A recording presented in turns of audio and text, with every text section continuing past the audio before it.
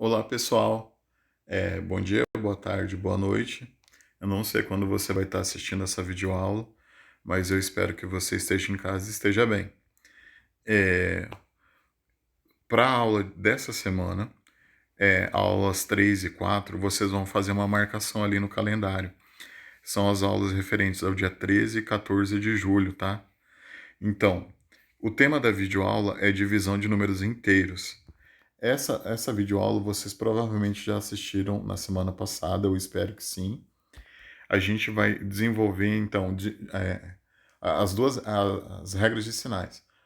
Para divisão envolvendo dois números inteiros, quando tem sinais iguais, o resultado é positivo.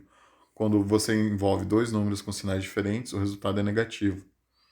Tem outras explicações sobre a leitura desse conteúdo aqui do caderno 4, da videoaula anterior. Eu espero, de novo, que vocês tenham assistido. O objetivo dessa semana, vocês vão desenvolver então as atividades que começam na página 10, da página 11 e da página 12. Novamente, vocês não são obrigados, não é necessário vocês pegarem esse caderno impresso na escola, basta vocês fazerem a leitura através do arquivo que eu postei no ambiente lá do Google Classroom. Vocês vão poder fazer a leitura do arquivo PDF que está lá. Vocês vão responder essas atividades no caderno de vocês, depois da leitura, do entendimento do conteúdo, marcando as respostas. Por exemplo, no item A, vocês têm que identificar no item A uma divisão de números inteiros, o menos 15 e o mais 5. Eu já estou entendendo ali que são dois números que eu estou dividindo que têm sinais diferentes, o resultado vai ser negativo. Para efetuar a divisão, eu posso fazer esse cálculo de cabeça. Para fazer a divisão, quantas vezes o 5 para virar 15? Quantas vezes o 5 cabe no 15? Eu já desenvolvi a regra de sinal, eu já sei que sinais diferentes é negativo. Para o 5 virar 15, 3. Então a resposta do item A seria menos 3. Se você acha que eu estou mentindo, faça uma pesquisa, faça uma leitura. Você pode utilizar até a internet e desenvolver essas atividades. Mas o importante é vocês terem a confiança e o entendimento de como aplicar essas regras de sinais para sinais iguais ou diferentes. Então, na questão 1, basicamente, vocês podem fazer todos os cálculos de cabeça. Vocês têm que acertar o resultado da regra de sinal, o sinal se é positivo ou negativo.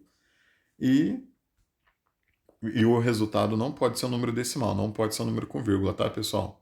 Tem os exemplos anteriores que vocês podem fazer a leitura e descobrir o significado disso. Na questão 2, essa leitura da questão 2 envolve o entendimento das regras de sinais. Os exemplos que foram explicados na parte anterior, vocês vão ler e vão tentar interpretar qual é a resposta de cada item aqui da questão 2.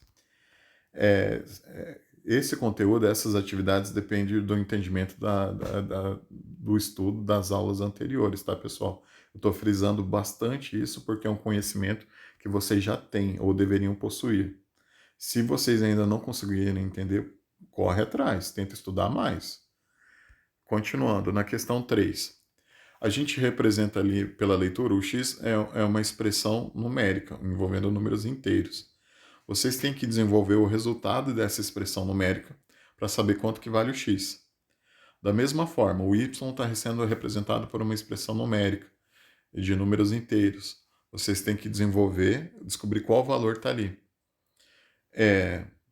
No sexto ano tem uma dica. Quando vocês fazem a leitura para desenvolver uma expressão numérica, vocês dão prioridade para resolver primeiro o que está dentro do parênteses, depois dentro do colchete, por último dentro da chave, as operações que estiverem aparecendo.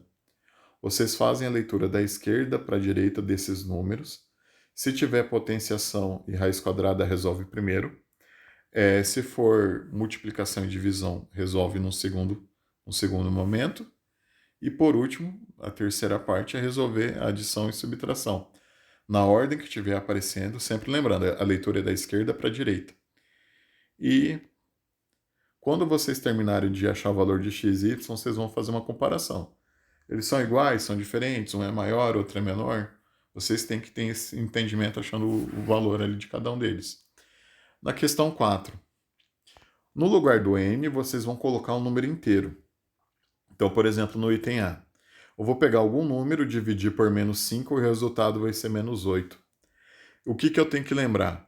Na divisão, para o resultado ser negativo, os dois números que estão envolvidos nessa divisão têm que ter sinais diferentes.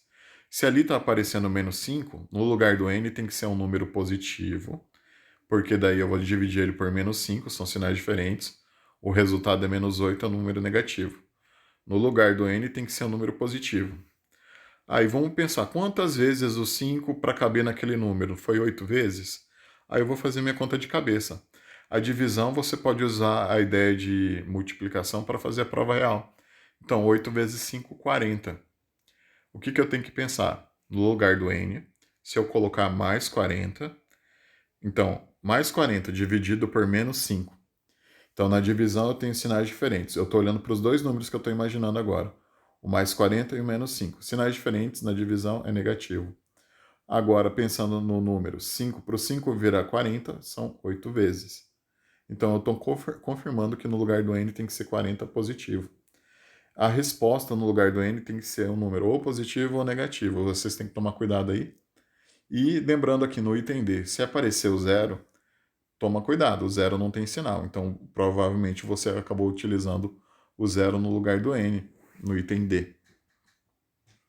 Na questão 5, vocês vão fazer todas as divisões, vocês vão identificar qual delas pode ser um número inteiro ou não no resultado, tá? Tem que tomar cuidado, porque se aparecer o resultado ou que fez a divisão, se ele sobrou o resto, não é número inteiro o resultado.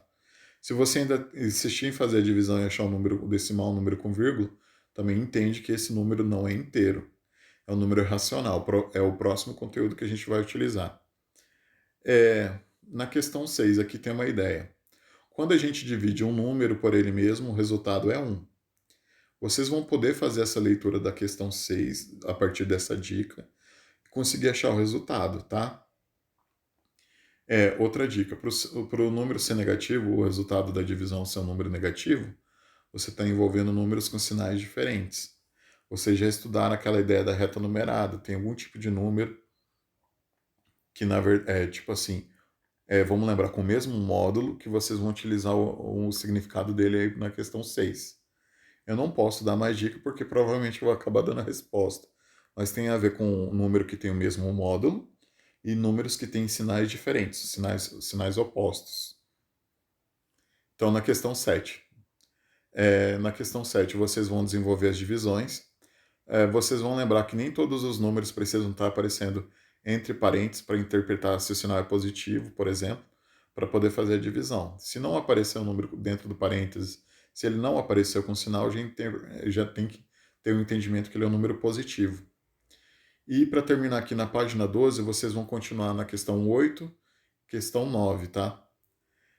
Na questão 8, o valor do A depende do resultado. Vocês vão fazer a divisão do 200 positivo e do 8 negativo. O resultado dessa divisão vai ser substituído pela letra A. É para vocês adivinharem quanto que vale a letra A. Está representado por algum número. No segundo item ali, menos 285 dividido por menos 5. Faz o cálculo, faz essa divisão, pode ser até mentalmente. Se você não tem habilidade para fazer essa divisão mentalmente, faz o rascunho, monta lá a conta, 285 dividido por 5. Anota o resultado no lugar do valor do B. Lembrando sempre, regras de sinais. Quando for sinais diferentes, é negativo. Quando for sinais iguais, é positivo. Depois de descobrir quanto que vale, o A, o B e o C são feitos dessa forma. No item C, 246 negativo dividido por mais 6. A partir do momento que você faz a divisão e identifica o resultado, você vai poder substituir na próxima parte da conta. Então, além de descobrir o valor da letra A maiúscula, do B maiúsculo e do C maiúsculo, vocês vão desenvolver a soma aqui na primeira parte, a soma e a subtração aqui, e no item C, o A menos o B menos o C. Tentar lembrar adição e subtração envolvendo esses números. Na questão 9, todas envolvendo divisão, vocês vão anotar os resultados, anota os números e anota o resultado do lado igual. Alguém perguntou para mim, o que é esses pontilhados? Esses pontilhados quer dizer que não tem nenhum número ali dentro, não é para fazer conta nenhuma, só isso. Vocês vão fazer as operações de acordo com as operações que vocês estão vendo em cada quadrinho. Por exemplo, aqui no primeiro quadrinho que eu estou vendo, menos 120 dividido por menos 10. Essas divisões vocês vão terminar de desenvolver elas, anotar os resultados. Cada um desses resultados, no final, você vai somar esses números. Toma cuidado, tem uma soma de números negativos aí envolvida. Por enquanto, essa é a orientação. Muito obrigado por ter assistido a videoaula.